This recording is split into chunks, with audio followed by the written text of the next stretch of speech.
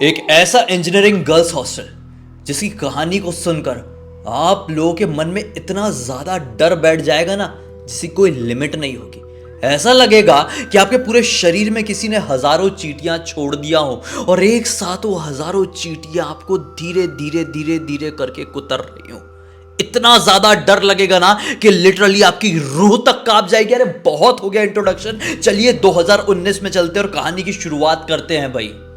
महाराष्ट्र के एक छोटे से गांव से बिलोंग करने वाली दो बहनें जिनका नाम था रीत और अनाया, ये बचपन से ड्रीम देखा करती थी कि हम बड़ी होकर इंजीनियर बने, अपने परिवार वालों का नाम रोशन करें। दोनों को मैथ्स में काफी ज्यादा रुचि भी थी। इसी एक सोच के साथ, इसी अपनी मेहनत और लगन के साथ ये लोग बड़ी हुई। अपना 12th अपने होम टाउन में ही कंप्लीट करी और 2019 में ये दोनों भोपाल पहुंच गई। अच्छे कॉलेज में एडमिशन मिला, कंप्यूटर साइंस ब्रांच थी, कॉलेज से अच्छी अच्छी कैंपसिंग भी हुई थी, लाइफ सेट थी, किसी तरह की कोई टेंशन नहीं थी। इनको अपना फ्यूचर बहुत क्लियर समझ में आ रहा था, लेकिन बेचारियों को मालूम नहीं था कि क्या कुछ इनका भोपाल में इंतजार कर रहा था। दरअसल इस कॉलेज में इनका एडमिशन तो हो गया, लेकिन अब रहने वाली बात आई तो इन लोगों को छोड़ने के लिए रीत के पिताजी इन लोगों के साथ आए थे। ये दोनों सगी बहनें नहीं थी, ये दोनों कजिन सिस्टर्स थी। मतलब रीत के चाचा की लड़की थी अनाया। तो रीत के पिताजी इन दोनों को छोड़ने के लिए यहाँ पर आए हुए थे।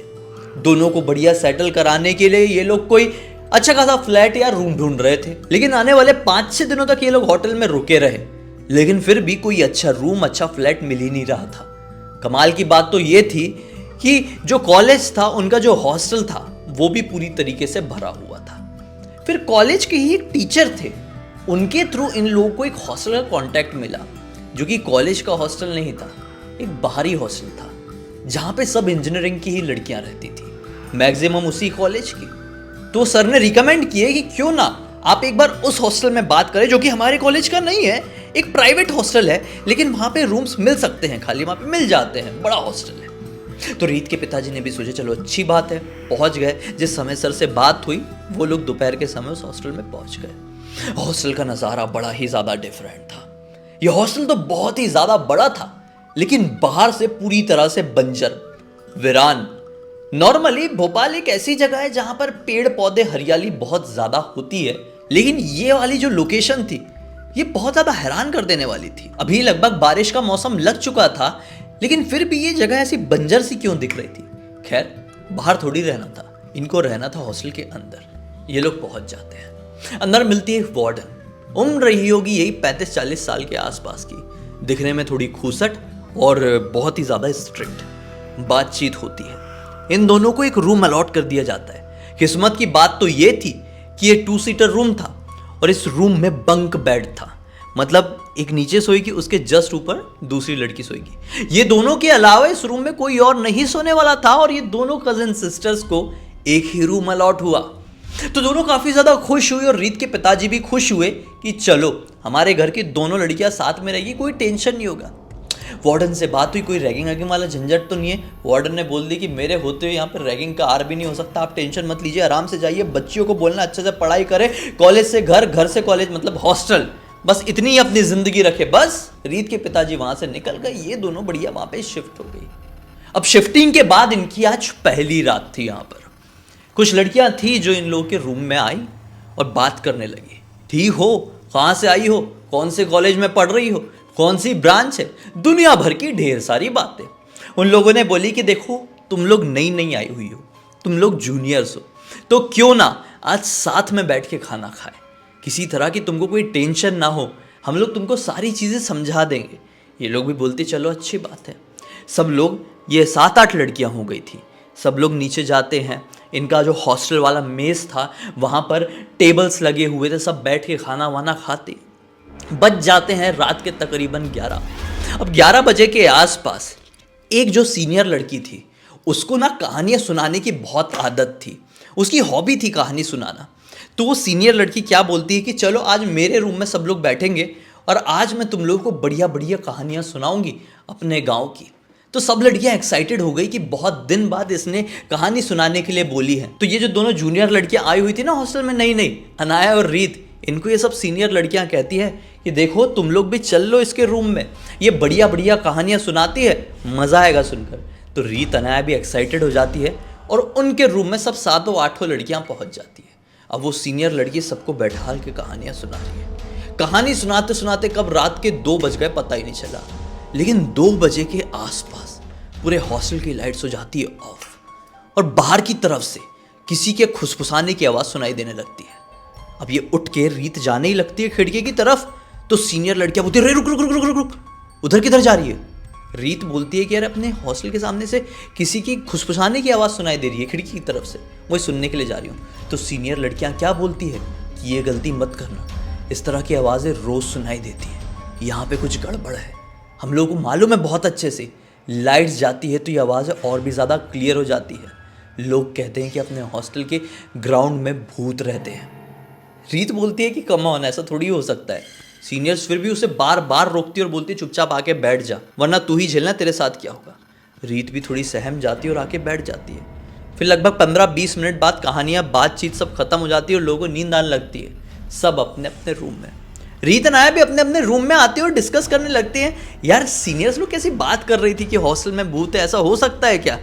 छोड़ो ना, अपन आराम से सोते हैं। दोनों अपने अपने बेड में जाके सोने लगती है, रीत नीचे अनाया ऊपर। दोनों को सोए हुए 10 मिनट ही हुए थे कि फिर से लाइट्स ऑफ हो जाती है। इस बार जब लाइट्स ऑफ होती है तो इन लोगों के हॉस्टल के जो मैदान था, जो बंजर मैदान बोला था ना मैंने आप लोगों को, उस बंजर मैदान में 2-3 झूले लगे हुए थे।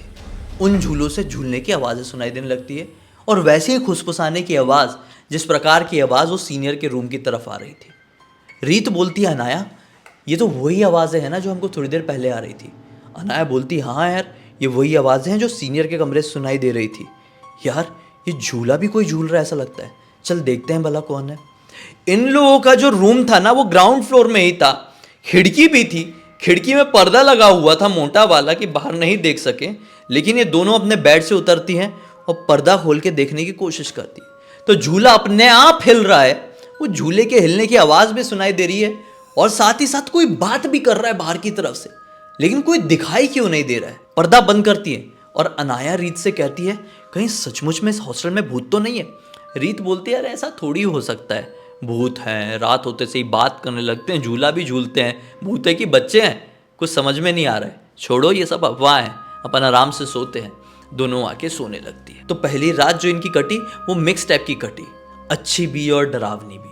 खैर अगला दिन निकला, ये लोग अपने कॉलेज पहुंच गए।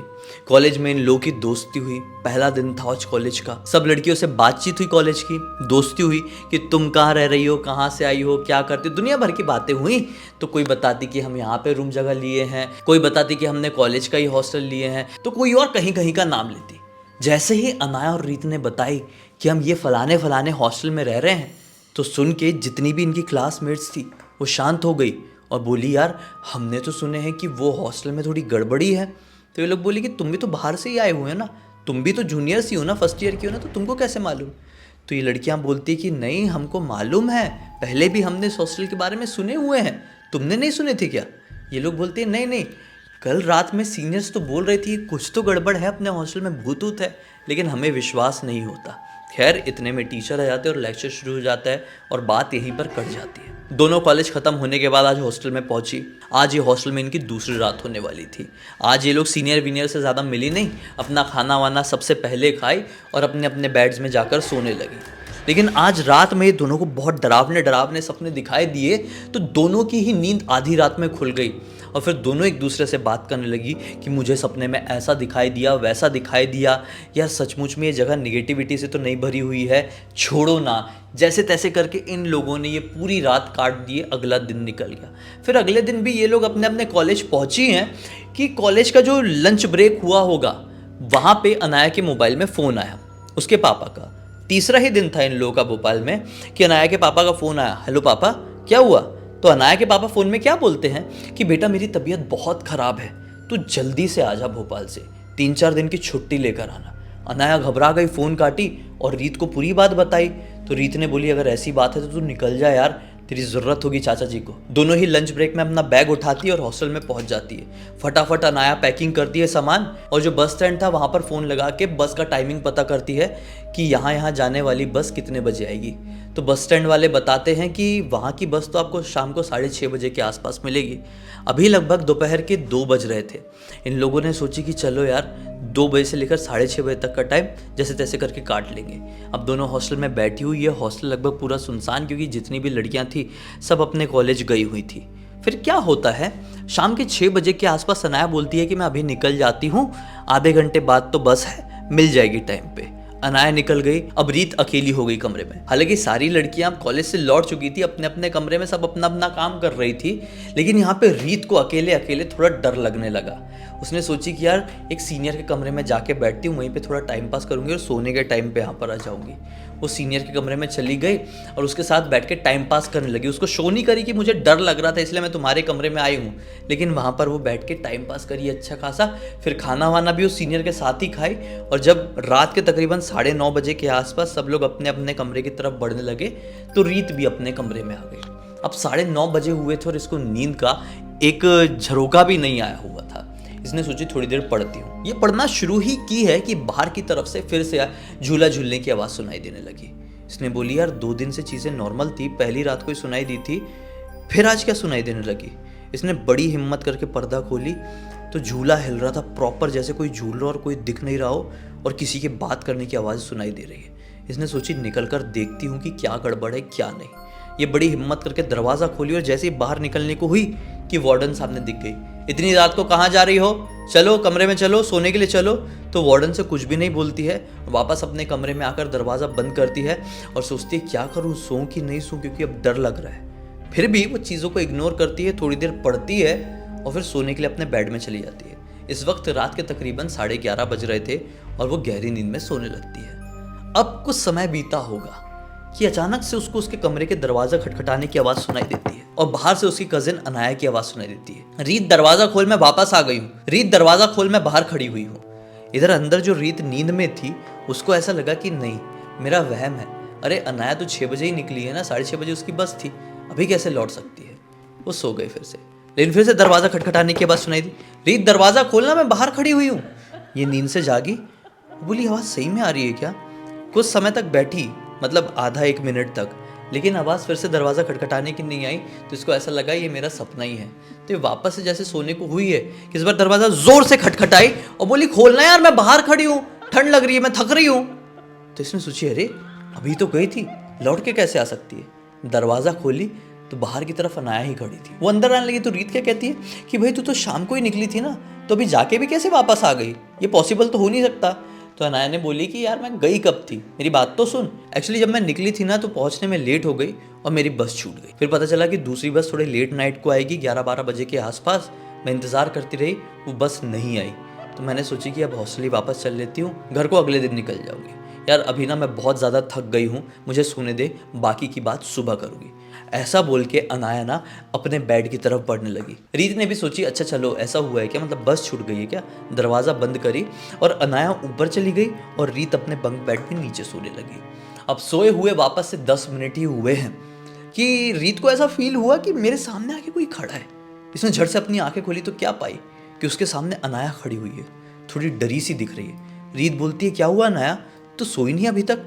अनाया क्या बोलती है यार रीत मुझे ना थोड़ा डर लग रहा है, बाहर से किसी की बातें करने की आवाज़ सुनाई दे रही है। रीत कहती है हाँ आवाज़ें तो मुझे भी सुनाई दे रही थी आज सोने से पहले, मैं तेरे साथ सो जाऊँ क्या। अनाया ने उसको घबराते हुए कही। तो रीत ने बोली हाँ हाँ आजा सो जा ना। तो अब दोनों एक ही बेड में आजू बाजू सोने लगे। अब वापस से रीत की नींद लग गई। अब थोड़ी देर बाद रीत को ऐसा फील हुआ कि ना उसे गले में कोई ऐसा ऐसा सहला रहा है। इसको ऐसा लगा कि सपना हो सकता है, तो अपना इसने ऐसा हाथ से ऐसा करी तो ऐसा लगा कि किसी का हाथ तो था यहाँ पे। सोची कि हो सकता है अनाया ऐसा ऐसा कर रही हो नींद विंद में, तो इसने ऐसा हटा दी। फिर ये सोने लगी। फिर कुछ पल बाद इसको फिर से ऐसा ऐसा फील हुआ चेहरे में। इसको ऐसा लगा कि फिर से अनाया को कोई बुरा सपना आ रहा है इसलिए वो हरकत कर रही है। तो ऐसा हाथ हटाई और फिर दूसरी तरफ घूम के सोने लगी। अब वापस से कुछ ही पलों बाद इसको ऐसा फील हुआ कि हाथ अब पीछे ऐसा कोई सहला रहा है। इसने सोची कि अनाया ऐसी हरकत क्यों कर रही है। आँख खोल के जैसे अनाया की तरफ पलटी है, इसने देखी कि वो अनाया नहीं बल्कि एक बड़ा सा आदमी है जिसका चेहरा पूरी तरीके से जला हुआ है और चेहरे से पस भी बह रहा है और बहुत ही ज्यादा डरावना और खतरनाक दिखाई दे रहा है। उसके हाथ भी एकदम कटे फटे टाइप के दिख रहे हैं, बहुत घटिया, बहुत ही भूतिया दिखाई दे रहा है। उसने अपनी आंख बंद करी और जोर से चीखी और फिर जब वापस से आंख खोली तो सामने कोई भी नहीं था, कोई भी नहीं। पूरे रूम में उसने अपनी नजर दौड़ाई, लेकिन ना अनाया थी और ना ही वो अजीबो गरीब दिखने वाला वो भूत जैसा इंसान। लेकिन उसकी ये चीखने की आवाज पूरे हॉस्टल में गूंज गई थी। सारी लड़कियां इसके कमरे के सामने खड़ी हो गई और दरवाजा खटखटाने लगी। ये भी बड़ी हिम्मत करके उठी, दरवाजा खोली तो सबकी सब लड़कियां वार्डन सहित इसके कमरे के सामने आकर खड़ी थी। बोली क्या हो गया, इतनी जोर से क्यों चीखी? तो रीत ने सारी बात इन लड़कियों को और वार्डन को बताई। तो सब लोग क्या बोलते, अरे तूने सपना देखा होगा, जाके सो जा। ऐसा बोल के सब लोग अपने अपने कमरे में चली गई। रीत को भी लगा कि हो सकता है मेरा सपना हो। जैसे ही वो वापस से अपने बेड में सोने के लिए आई है, मुश्किल से 2-3 मिनट हुए होंगे। नींद तो नहीं आएगी ना वापस से, इतना कुछ हो गया, नींद कैसे आएगी? 2-3 मिनट हुए ही हैं इसको लेटे हुए कि फिर से दरवाज़ा खटखटाने की आवाज़ सुनाई दी और बाहर से यही किसी ने बोला, रीत दरवाज़ा खोल, मैं अनाया हूँ, बाहर खड़ी हुई हूँ। जैसे ही उसने ये आवाज़ सुनी ना, उसके रोंगटे खड़े हो गए सर से लेकर पैर तक, क्योंकि सेम टू सेम घटना कुछ ही समय पहले उसके साथ हुई थी। वो घबरा गई, हिम्मत करके दरवाजे की तरफ गई, थोड़ा सा दरवाज़ा खोल के देखने की कोशिश की बाहर की तरफ, लेकिन बाहर कोई नहीं था। उसने फटाक से दरवाज़ा बंद कर दी। बाहर से झूला हिलने की आवाज़ फिर से सुनाई देने लगी, फिर वापस से खटखटाने की आवाज़ सुनाई दी और फिर वापस से बाहर से किसी ने बोला, रीत दरवाज़ा खोल, मैं अनाया हूँ, बाहर खड़ी हुई हूँ, मुझे बहुत ठंड लग रही है, अंदर आने देना, तू खोल क्यों नहीं रही है? इधर से झूला हिलने की आवाज़, इधर से दरवाज़ा खटखटाकर अनाया की आवाज़। रात भर इसको ये दोनों आवाज़ें परेशान करती रही, डराती रही। ये डरी हुई सहमी हुई भगवान का नाम लेते हुए एक कोने में बैठी ही रही और फिर पता ही नहीं चला कि कब ये पूरी रात कट गई। जैसे सुबह के 5:30 बजे इसने तुरंत ही अपने घर पर फ़ोन लगाई, बोली कि अनाया आई हुई है कि नहीं। घर वालों ने बोले हाँ, अनाया तो रात में ही पहुंच गई थी, आराम से अभी सो रही है, तुझे क्या हुआ? इसने घर पे कुछ नहीं बताई और फ़ोन काटी। ये सुबह सुबह ही वार्डन के पास पहुंची, बोली मैडम प्लीज़ आप मुझे सीसीटीवी दिखा दो, रात भर ऐसा ऐसा होता रहा। वार्डन ने पहले तो बोली देखो कि फालतू की नौटंकी करने की कोई ज़रूरत नहीं है, आए हुए 3-4 दिन ढंग से हुए नहीं है, तुम हॉस्टल को बदनाम करने की कोशिश कर रही हो। इसने बहुत ज़्यादा रिक्वेस्ट की वार्डन से। फिर वार्डन ने बोली ठीक है चलो दिखाती हूँ। वार्डन ने सीसीटीवी प्ले की, भाई पूरी सीसीटीवी प्लेन थी, लेकिन जब वापस से रिवर्स कर करके स्लो मोशन में इसने देखी तो क्या पाई, किसी कमरे के सामने लिटरली कुछ तो भी परछाई जैसी आई है, खड़ी है और फिर इसने दरवाज़ा खोली है और ये बात कर रही है उस परछाई से। इसने जैसे ही वो नज़ारा देखी ना सीसीटीवी में, तो इसके मतलब पैरों तले ज़मीन निकल गई। वार्डन का रिएक्शन भी पूरी तरीके से ब्लैंक था। वार्डन क्या रिएक्ट करे, उसको कुछ समझ में नहीं आ रहा है और ना ही रीत को ये समझ में आ पा रहा है कि मेरे साथ ये क्या हो गया। रीत तुरंत वहाँ से उठी और अपने पेरेंट्स को फ़ोन लगाई, बोली पापा आप जल्दी आ जाओ। उसके पापा पहुँच गए सेम डे, वार्डन के रूम में लेके गई, मैडम आप सीसीटीवी मेरे पापा को दिखाइए। तो अब तक वार्डन वो सीसीटीवी डिलीट कर चुकी थी ताकि इन लोगों की इंजीनियरिंग गर्ल्स हॉस्टल का नाम बदनाम ना हो। पापा ने भी अपनी बेटी को समझाते हुए कही कि बेटी देख, तेरे साथ जो कुछ भी हुआ है ये एक नई जगह में आने की वजह से हुआ है। ऐसा होता है जब हम अपना घर बार छोड़ के ऐसी अननोन जगह पर निकलते हैं ना, हमारे दिमाग में ऐसे वहम पैदा होते हैं, लेकिन उनसे फ़ाइट हमको करना पड़ता है। तो पहली बार हमको सब कुछ छोड़ करने के लिए, पहली बार अकेली रही है, तो ये होना वाजिब है। इसने अपने पापा को समझाने की बहुत कोशिश करी, लेकिन इसके पापा नहीं समझे और उसी दिन अपने घर को लौट गए, क्योंकि उनको भी अपना कुछ काम था। लेकिन जैसे उसके पापा गए तो उसको डर के मारे फीवर आ गया। ये फीवर बहुत ही ज़्यादा बढ़ता गया, मतलब डर इतना ज़्यादा मन में बैठ गया था ना कि वो उस हॉस्टल में सर्वाइव ही नहीं कर पा रही थी। फिर इसने पापा को फ़ोन करी। अब इसके पापा और अनाया दोनों यहाँ पर आए और बोले पापा प्लीज़ मैं यहाँ पर नहीं रह सकती, मुझे कहीं और शिफ्ट करा दीजिए। इसके पापा ने भी इसके बातों को समझे और अनाया और रीत दोनों को ही कहीं और शिफ्ट करा दिया गया। किस्मत से कोई और रूम मिल भी गया था। तो ऐसा था भाई, इस घटना को 4 साल हो गए और ये लड़कियां 4th ईयर में पहुंच गई हैं, लेकिन आज भी इनकी हिम्मत नहीं पड़ती है कि हम लोग अपने कॉलेज के बाद उस रास्ते से गुजर जाएं जिस रास्ते में वो हॉस्टल पड़ता है। हालांकि अनाया ने कुछ इतना ज़्यादा खौफनाक एक्सपीरियंस नहीं किया यहाँ पर, लेकिन अनाया को जो कुछ भी रीत ने बताई उसके ऊपर पूरा विश्वास हुआ और वो भी इस हॉस्टल को फेस करने से पूरी तरह से कतराने लगी। अभी सिचुएशन ऐसी है कि वो हॉस्टल धीरे धीरे करके वीरान होते जा रहा है।